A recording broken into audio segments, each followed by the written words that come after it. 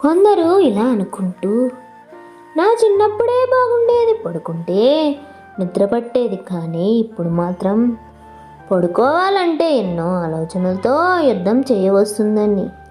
అవునా?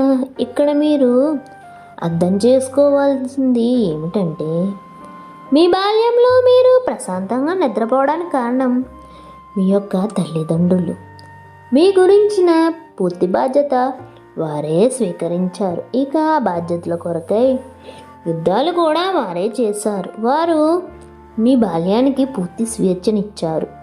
ఇక మీరు ఇప్పుడు నిద్రపోవడానికి కూడా ఆలోచనలతో యుద్ధం చేయవలసిందంటే మీ తల్లిదండ్రులకు మీకు స్వేచ్ఛనిచ్చి తప్పు చేశారని అర్థం. ఇక మీరు దాన్ని దుర్వినియోగం చేసుకున్నారు. మీరు కేవలం మీ బాల్యాన్ని అలాగే యవ్వనాన్ని అంతా కూడా విలాసాలతో కాలయాపాలతో వెచ్చించినట్లయితే మీకు ఇప్పుడు నిద్ర పట్టడం కూడా కొంచెం కష్టంగానే ఉంటుంది.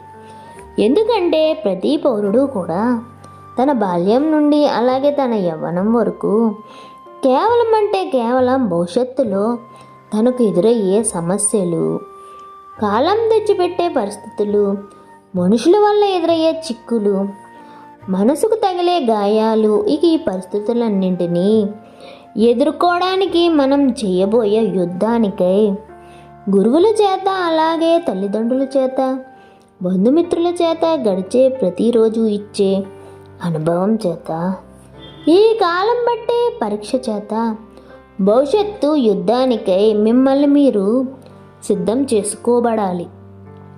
ఇక ఆ శిక్షణలో మీరు తప్పకుండా ఉత్తీర్ణులై తీరాల్సి ఉంటుంది.